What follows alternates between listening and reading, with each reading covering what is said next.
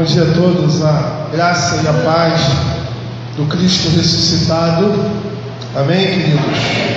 Quero convidá-los a abrir a Bíblia no Evangelho de João. Peço à igreja que se coloque de pé. Faremos a leitura que narra sobre a ressurreição de Cristo Jesus. Evangelho de João, capítulo 20, do verso 1 a 18.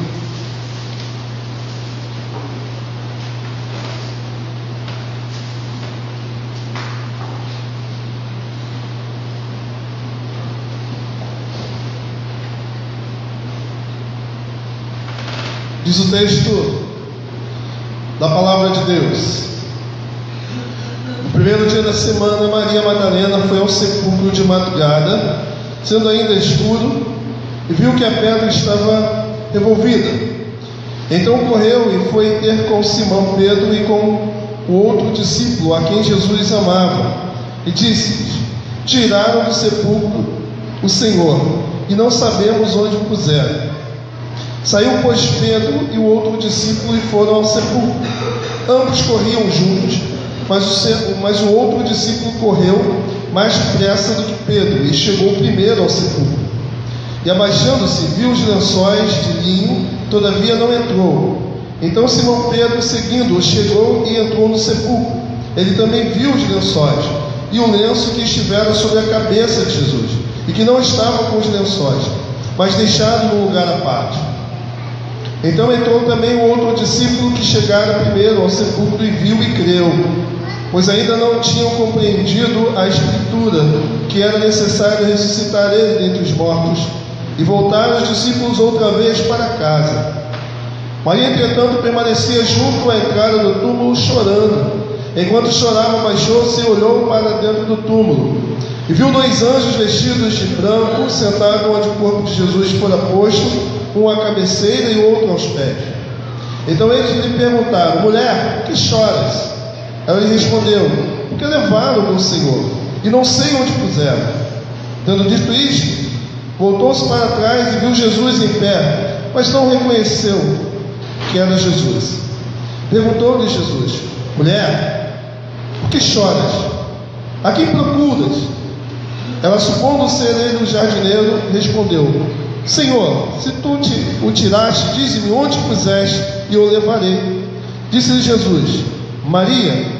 Ela, voltando-se, lhe disse em hebraico, Rabone, que quer dizer mestre. Recomendou-lhe Jesus: não me detenhas, porque ainda não subi para meu Pai, mas vai ter com os meus irmãos, e dize-lhes: subo para o meu Pai e vosso Pai, para meu Deus e vosso Deus. Então saiu Maria Madalena, anunciando aos discípulos: vi o Senhor, e contava que ele dissera estas coisas. Palavra do Senhor, queridos. Que a palavra do Senhor produza em nosso coração salvação e bênção, em nome de Jesus. Amém? A igreja pode tomar assento. Meus amados irmãos, o comentarista bíblico Bisler, ele disse que é amante de biografia, que gosta muito de ler biografias, e que se o Evangelho de João fosse uma biografia, certamente não haveria o capítulo 20, porque toda biografia termina com a morte, com o sepultamento. Toda biografia narra a vida e termina com a morte do personagem. Ora, se você analisar os grandes nomes, seja da política, seja da arte, seja da religião, líderes religiosos importantes, se você for aonde estiver o seu sepulcro, você vai encontrar os restos mortais. Mas sobre Jesus, embora nós saibamos onde está o seu sepulcro, nós não encontraremos ali o seu corpo, porque ele ressuscitou. Aleluia! Esse texto que nós acabamos de ler tem um pano de fundo, tem um contexto. Eu quero convidá-los a retomar daqui a quinta-feira em que estava reservado para o início da celebração da Páscoa, uma cerimônia que durava 7 dias. Jesus Cristo reúne os seus discípulos na quinta-feira para celebrar a Páscoa judaica. Ele disse que ele esperou ansiosamente por aquele momento. Era a sua última Páscoa com seus discípulos. A Páscoa judaica, no hebraico Pessah, significa literalmente passar por cima. Significa algo ligado à proteção, aquela que Deus daria por meio do sangue do cordeiro, marcando os umbrais da porta, em que o anjo da morte simplesmente passaria, pularia as casas que tivessem marcadas com o sangue. A Páscoa judaica, que é o memorial da libertação do povo de Israel da terra do Egito, era uma cerimônia familiar, uma cerimônia em que as pessoas se reuniam, a família se reuniam, o chefe da casa fazia o ritual, e existiam ali diversos elementos simbólicos que lembravam do sofrimento de Israel na terra do Egito, como por exemplo as ervas amargas, simbolizando a dura vida, a amarga vida quando eles estavam na escravidão, como também a questão do pão sem fermento, do pão ázimo, simbolizando a pressa com que o povo de Israel tinha que sair do Egito sem dar tempo da fermentação da massa, e uma série de outros elementos, como o cordeiro também. Jesus Cristo, ele toma essa Páscoa, essa refeição, essa celebração do calendário judaico, e agora ele vai dar um novo significado.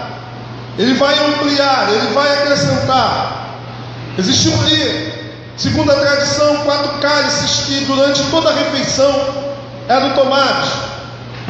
O primeiro cálice, que era o cálice de vinho, que abria a refeição da Páscoa, era um dos mais importantes. E o terceiro cálice, que era considerado o cálice da bênção, que possivelmente, de acordo com os pesquisadores, foi o cálice que Jesus Cristo consagrou para que pudesse ser sinal do seu sangue. Cristo agora, ele institui, usando a Páscoa judaica, o sacramento da Santa Ceia, o sacramento da Eucaristia, ações de graças, dando um significado muito mais amplo.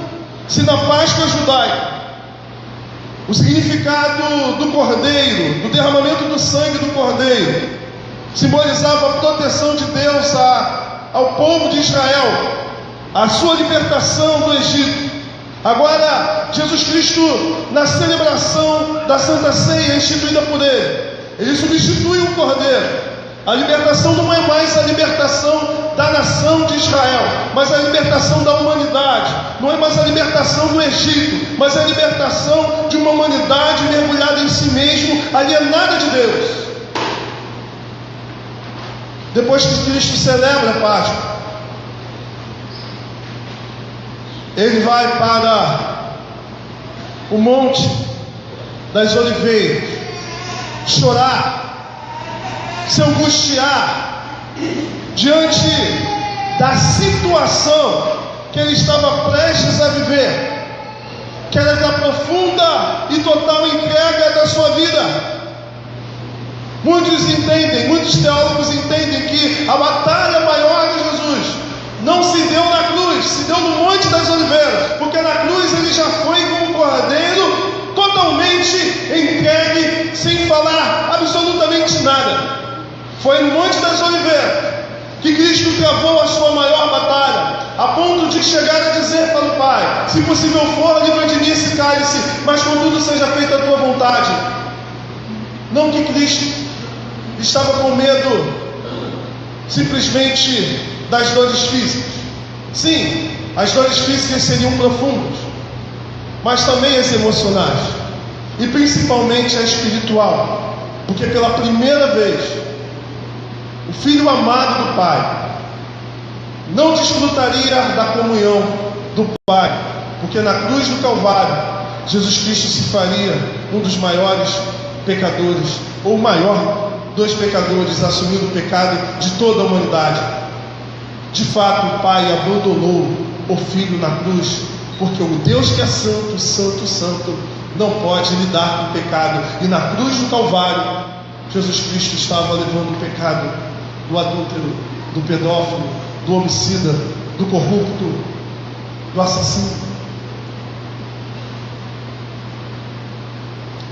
Depois dessa luta travada por Jesus Cristo no Monte das Oliveiras, o lugar da prensa do azeite, em que Jesus Cristo foi ali apertado pela madrugada, um julgamento injusto. O Sinédrio se reúne de forma ilegal, julga Jesus Cristo, e Pilatos, depois querendo livrar a Jesus, mas não consegue por causa da indução das autoridades judaicas. Por volta de 9 horas da manhã da sexta-feira, Jesus Cristo é então crucificado. Às 3 horas da tarde, Jesus Cristo morre na cruz do Calvário. Podemos dizer que a morte de Jesus se deu por falência múltipla dos órgãos, por asfixia, quase não sabe. Era geralmente feito a quebra das pernas quando o indivíduo estava ali agonizando para acelerar a morte. Porque no sábado era um sábado muito especial, era um sábado que dava continuidade à Páscoa. Sexta-feira à tarde, o judeu ele não conta a hora como nós contamos. A partir das 18 horas seria já um outro dia. Cristo na cruz, com medo de atravessar a hora da guarda do sábado, precisava ser acelerada a sua morte, e quebrando as pernas, a dor aumentaria, e o indivíduo não teria a oportunidade de apoiar os seus pés para poder subir para respirar, porque a pessoa na cruz, ela vai perdendo ar, e para poder prolongar seu momento de vida, o crucificado, ele sustentava o peso do seu corpo nos pregos ou no apoio da cruz para subir e respirar, e depois voltava e continuava tendo perda de ar, e ia fazendo assim várias vezes. Mas quando se quebrava as pernas, não tinha a oportunidade de apoiar-se na perna para levantar, para respirar. Então foi tendo perda de ar, quebrou as pernas quebrava as pernas exatamente para tirar a oportunidade do indivíduo continuar lutando pela vida. Existiam crucificações que levavam mais de um dia, mas para se cumprir a profecia, quando o soldado romano foi ver se Jesus Cristo ainda estava vivo, ele estava morto, cumprindo-se a profecia que nenhum dos seus ossos seriam quebrados. Cristo, para ter certeza, o soldado romano rasgou o seu lado, sangue e água jorraram do seu peito, provando que ali Cristo de fato já estava morto. Alguns teólogos mais místicos enxergam no sangue e na água os sacramentos sendo ali exibidos: água do batismo e o sangue e o corpo da Eucaristia presente. O corpo de Jesus desce da cruz, e José de Arimateia, uma pessoa importante,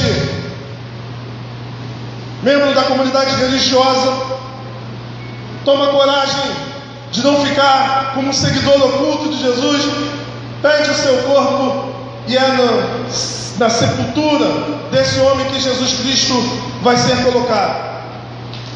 Exatamente na sexta tarde, antes do pôr do sol, para que desse tempo das pessoas retornarem e fazerem o descanso sabático. Sábado é a guarda do dia santo. O texto que nós acabamos de ler, então, mostra que no domingo, primeiro dia da semana, que a própria tradição da igreja passou a chamar o primeiro dia da semana de domingo, que significa Dominus, dia do Senhor. As mulheres vão até a sepultura. João não fala de outras mulheres, mas coloca o foco em Maria Madalena, em Miriam de Magdala. Não existe no hebraico o nome Maria. O nome Maria, na verdade, é Miriam. O nome Maria é um nome helenizado. O nome da mãe de Jesus também era Miriam, não Maria. Elas não foram no sepulcro porque entendiam que Jesus Cristo haveria de ressuscitar. Elas foram ao sepulcro para cumprir a tradição ritualística de ungir o corpo, porque na sexta-feira não deu tempo para fazer isso. O corpo foi tirado da cruz e levado imediatamente para a sepultura de José de Arimateia, sem que fosse passado pelas preparações da tradição, do rito. E elas foram então, pela madrugada de domingo, dar continuidade àquilo que elas não conseguiram, que era ungir o corpo de Jesus. Mas quando chegou no local, o corpo não estava na sepultura. Abrindo parênteses, algumas observações acerca da crucificação, da morte de Jesus. A morte de Jesus não foi um incidente. Muitos religiosos falam que a morte de Jesus Cristo foi um incidente, algo que aconteceu no percurso da sua caminhada. Jesus Cristo não perdeu a sua vida, Ele a entregou. Ninguém a tirou, Ele voluntariamente a deu. A morte de Jesus Cristo já tinha sido estabelecida nos planos eternos de Deus. Lá em Apocalipse 13:8, o Cordeiro foi morto desde a fundação do mundo. Portanto, antes da criação do mundo, antes de Deus falar, haja luz, Deus disse, haja cruz. Porque Deus decretou que a existência humana, a remissão dos pecados, seria por meio da cruz, do sangue vertido na cruz. Lá em Atos 2, 23, 24, a Bíblia diz que este, falando de Jesus, entregue pelo determinado desígnio e presciência de Deus, vós o matastes, crucificando-o por mãos de iníquo, a qual, porém, Deus ressuscitou, rompendo os grilhões da morte, porquanto não era possível que ele fosse retido por ela. A morte de Cristo na cruz foi um evento que, para aquele que não está sob seus efeitos, é uma loucura. Paulo, em 1 Coríntios 1,18, vai dizer: certamente a palavra da cruz é loucura para os que se perdem, mas para nós que somos salvos, poder de Deus. A morte de Jesus não foi uma interrupção. E quem matou Jesus não foram os romanos e nem os judeus, foram os nossos pecados. Quando Maria chega no sepulcro e encontra o sepulcro vazio, algumas explicações fantasiosas para este evento do sepulcro vazio são dadas. A primeira delas é aquela que está em Mateus 28, do 11 ao 15. Pagaram os soldados romanos para falarem que o corpo de Jesus Cristo tinha sido roubado. A ressurreição de Cristo é uma das doutrinas mais atacadas e atacada desde os tempos bíblicos. Pagaram para falar que o corpo foi roubado. Ora, sobre isso, Santo Agostinho vai dizer: se o corpo de Jesus Cristo foi roubado pelos discípulos, por que os soldados romanos deixaram o corpo ser roubado? Aí eles vão dizer: estávamos dormindo. Ora, se estavam dormindo, como que vocês sabem que foram os discípulos que roubaram? A primeira mentira. A segunda mentira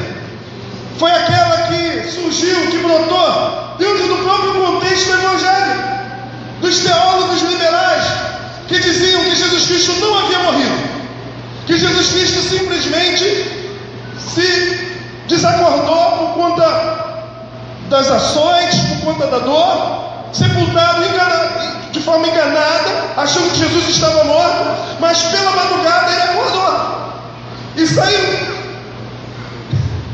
O milagre foi maior ainda. Então, o homem que apanhou o dia todo arrebentado, acorda de madrugada dentro de uma sepultura com uma pedra que não pesava toneladas, ele consegue sozinho, todo arrebentado, remover a pedra e passar pelos soldados. Se tentaram aliviar a dificuldade de se crer na ressurreição, criaram um milagre maior do que a ressurreição. Terceira desculpa que inventaram é que as mulheres erraram o túmulo. Essa é mais absurda. Porque se elas erraram o túmulo, por que não voltaram? Outros foram lá procurar onde seria o túmulo correto. E a quarta, uma das mais esdrúxulas, foi que os discípulos inventaram essa história porque eles estavam 3 anos e meio sem trabalhar, se acostumaram a receber sem trabalhar, e aí então continuaram falando isso daí para poder viver sem trabalho, ganhando dinheiro das pessoas que sustentavam o ministério deles. A questão é: quem é que morreria sustentando algo que se sabe que de fato é uma mentira? Alguém pode morrer por uma mentira sem saber que é mentira. Mas se os discípulos inventaram aquilo ali, qual foi a vantagem que eles tiveram de ensinar que Jesus Cristo ressuscitou? Pedro morreu crucificado de cabeça para baixo. André morreu crucificado numa cruz em formato de X.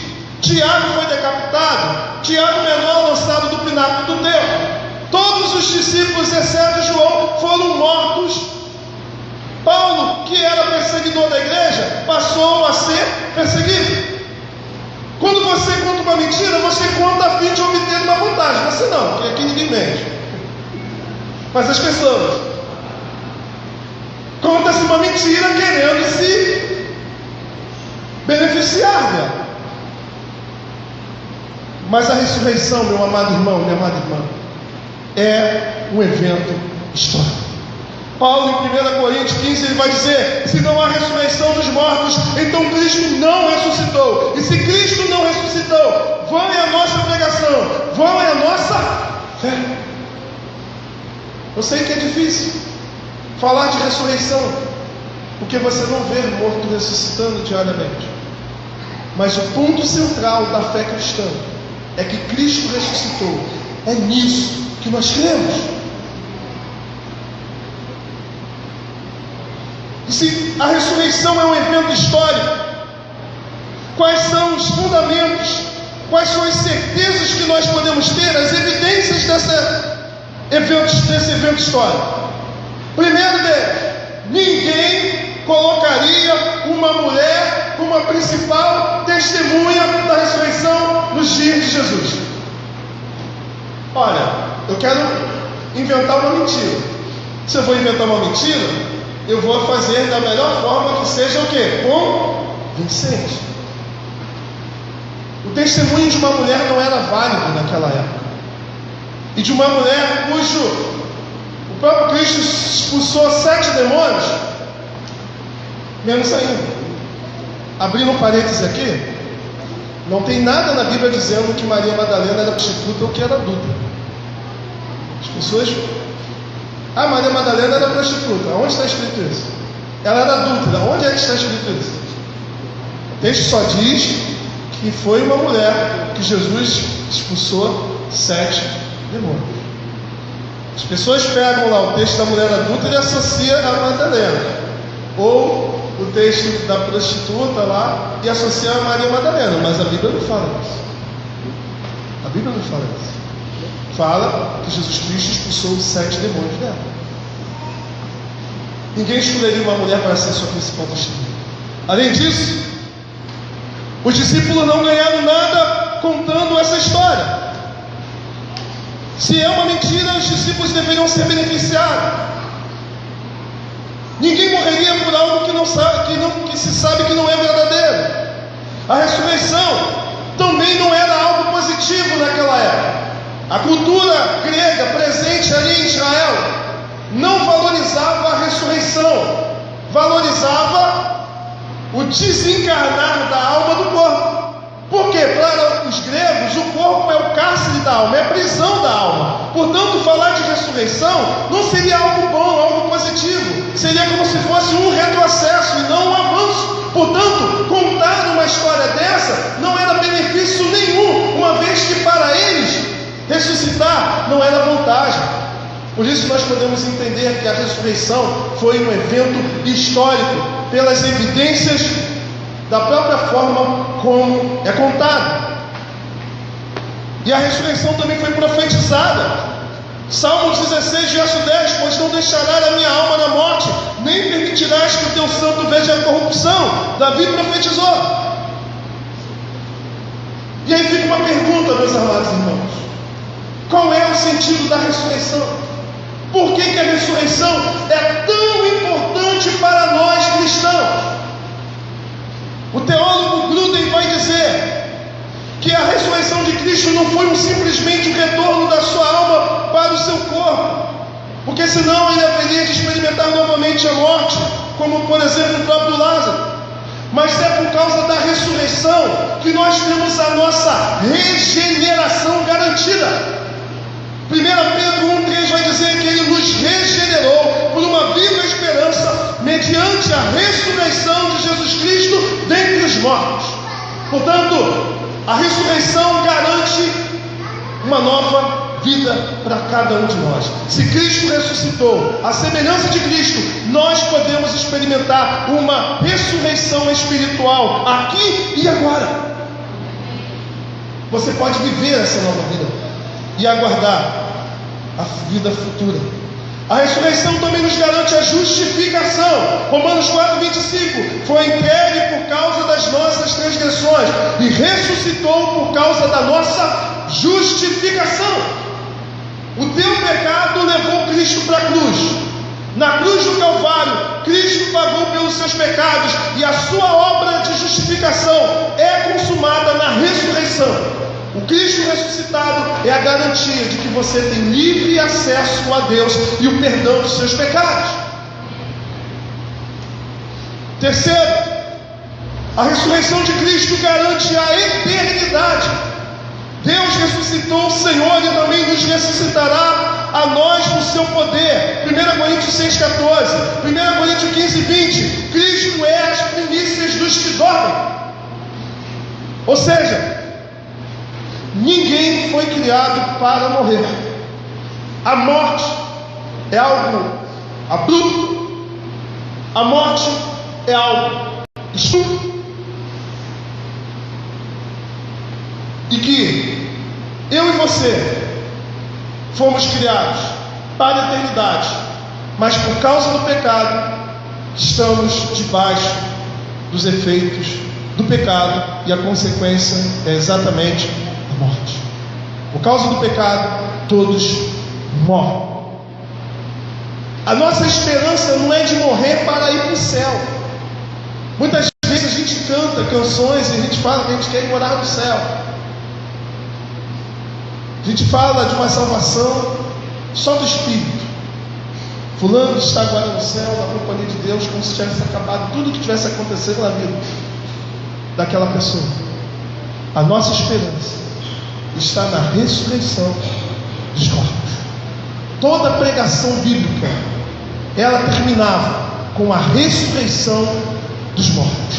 Isso é uma ofensa para o ouvido do ímpio, daquele que não crê. Dizer que os corpos mortais que estão no túmulo, que estão no cemitério, haverá de se reunir, de se reagrupar todos os elementos e voltar à vida. Meu amado irmão, conta essa história para alguém que não está no Evangelho. Vai rir da tua cara, porque vai dizer: mas tem pessoas que não têm nem mais pó, não tem mais nada. Essa esperança, essa expectativa é coisa de gente louca, que acredita em fábula,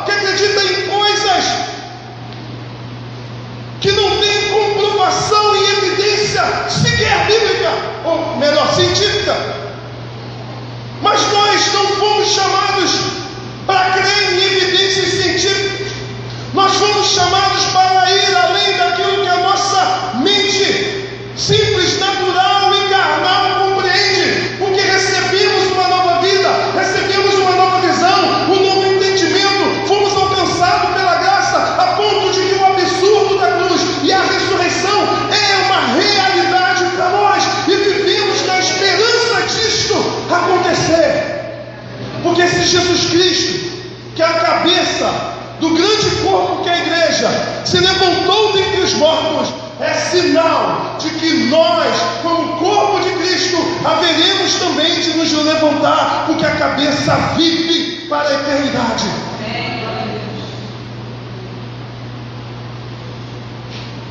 Quando morremos, entramos apenas no estado intermediário em que aguardamos o cumprimento dessa bendita esperança. Para terminar então, meu querido irmão, quais são as aplicações que eu trago para você nessa manhã da ressurreição? A primeira aplicação é o que está no verso 9 e 10. Pois ainda não tinham compreendido a Escritura, que era necessário ressuscitar ele dentre os mortos, e voltar os discípulos outra vez para casa. Primeira aplicação: as dores circunstanciais nos impedem de entender a revelação da palavra de Deus. Tenha foco na palavra de Deus. Os discípulos até então não haviam entendido que Jesus Cristo haveria de ressuscitar. E olha que